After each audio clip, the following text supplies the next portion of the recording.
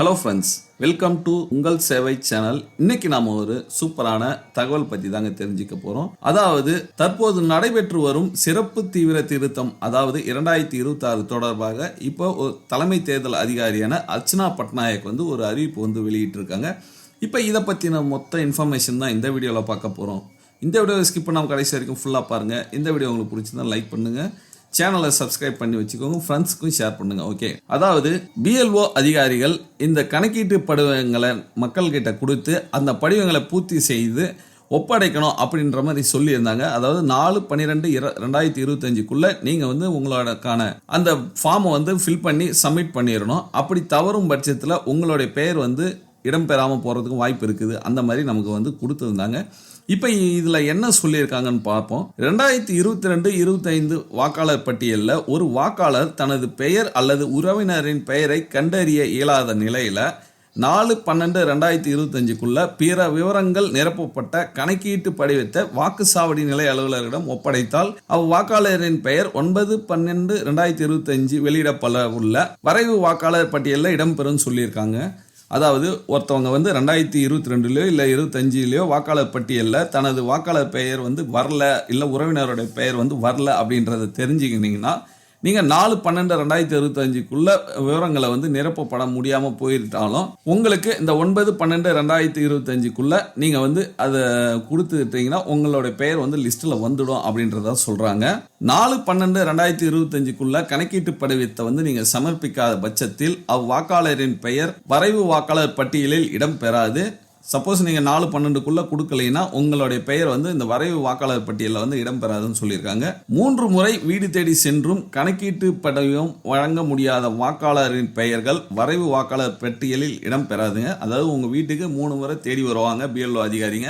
அவங்க உங்களுக்கு அந்த ஃபார்ம் கொடுக்க முடியாமல் போச்சுன்னா உங்கள் பெயர் வாக்காளர் பட்டியலில் இடம்பெறாதுன்னு சொல்லிட்டாங்க. வரைவு வாக்காளர் பட்டியலில் ஒரு வாக்காளரின் பெயர் இல்லையெனில் உரிமை கோரல் மற்றும் மறுப்புரை காலத்தில் படிவம் 6 உடன் உறுதிமொழி படிவத்தை இணைத்து அவரது பெயரை புதியதாக வாக்காளர் பட்டியலில் நீங்க சேர்க்கிறதுக்கு விண்ணப்பிச்சுக்கலாங்க. உங்க பெயர் அந்த வாக்காளர் பட்டியலில் இல்லைனாக்கா நீங்க உரிமை கோரல் மற்றும் மறுப்புரை கால படிவம் ஃபார்ம் 6 கொடுக்குறாங்க. அந்த உறுதிமொழி படிவத்தை இணைச்சி உங்களுடைய புதியதான வாக்காளர் பட்டியலில் நீங்க சேர்த்துக்கலாம்னு சொல்லியிருக்காங்க. அடுத்து பாத்தீங்கன்னா உரிமை கோரல் மற்றும் மறுப்புரை காலம் 9/12/2025 முதல் 8/1/2026 வரைக்கும் நடைபெற போகுதுங்க.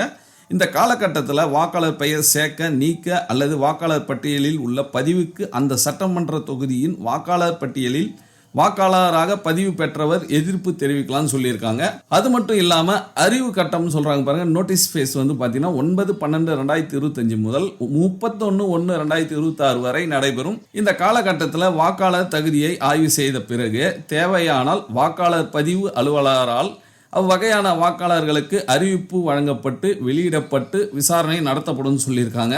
அடுத்து பார்த்தீங்கன்னா வாக்காளரின் அனைத்து உரிமை கோரல்கள் மற்றும் மறுப்புரையில் மறுசீலிக்கப்பட்ட பின் இறுதி வாக்காளர் பட்டியல் 7/2/2026 அன்று வெளியிடப்படும் சொல்லிட்டாங்க. அதாவது இந்த வரைவு வாக்காளர் பட்டியல் பார்த்தீங்கன்னா உங்களுக்கு ரிலீஸ் பண்ணுவாங்க.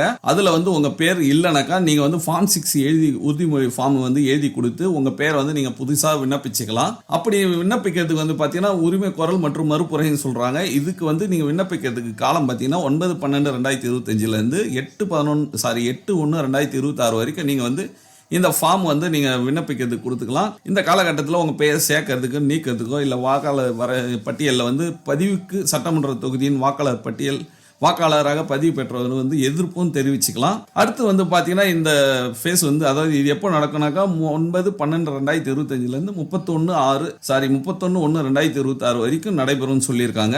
இந்த காலகட்டத்தில் அவங்க ஆய்வு செஞ்சு உங்களுக்கு தேவையான டாக்குமெண்ட்ஸ் எல்லாம் அவங்க கைப்பற்றி உங்களுக்கு விசாரணை பண்ணி அதை பண்ணி விட்டுருவாங்க. இதில் ஃபைனலாக உங்களுக்கு வாக்காளர் லிஸ்ட் எப்போ வரும், இறுதி வாக்காளர் பட்டியல் எப்போ வரும்னாக்கா 7/2/2026 அன்னைக்கெல்லாம் நமக்கு ஃபைனலாக கொடுத்துருவாங்க. அதன் பிறகு நீங்கள் எதுவுமே பண்ண முடியாது. அதனால் நீங்கள் முன்கூட்டியே எல்லாத்தையும் முடிச்சு வச்சுக்கோங்க. நீங்கள் இன்னும் ஃபார்ம் ஃபில் பண்ணி அந்த பிஎல்ஓ அதிகாரிகிட்ட கொடுக்கலன்னா சீக்கிரம் கொடுத்துருங்க. ஏன்னா 4/12/2025 வரைக்கும் நீங்கள் வெயிட் பண்ணாதீங்க. அதுக்கு முன்கூட்டியே நீங்கள் கொடுக்க பாருங்க. ஸோ அவ்வளோதான் ஃப்ரெண்ட்ஸ். இந்த அறிவிப்பு இந்த தலைமை தேர்தல் அதிகாரியான அர்ச்சனா பட்நாயக் தெரிவிச்சிருக்காங்க. இன்னைக்கு தான், அதாவது 27/11/2025 அன்னைக்கு தான் இதை சொல்லியிருக்காங்க. ஸோ இது ஒரு மக்களுக்கு தெரிய வேண்டிய ஒரு தகவலாக இருக்குது. அதனால இது ஒரு வீடியோ வந்திருக்கு. இந்த வீடியோ பிடிச்சிருந்தா லைக் பண்ணுங்க, ஃப்ரெண்ட்ஸ்க்கு ஷேர் பண்ணுங்க. மீண்டும் இது போல தொடர்ந்து நம்ம சேனலை ஃபாலோ பண்ணிட்டு வாங்க.